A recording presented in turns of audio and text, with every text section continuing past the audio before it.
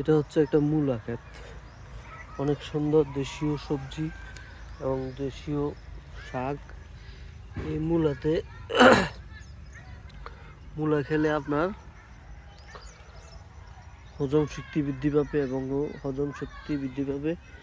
আরও হচ্ছে আপনার পায়খানা পরিষ্কার হবে। অন্যরকম সৌন্দর্য, দেখতে অনেক সুন্দর লাগে। অনেকে খেতে চায় না, কিন্তু আসলে এটা অনেক টেস্টি সবজি মূলা।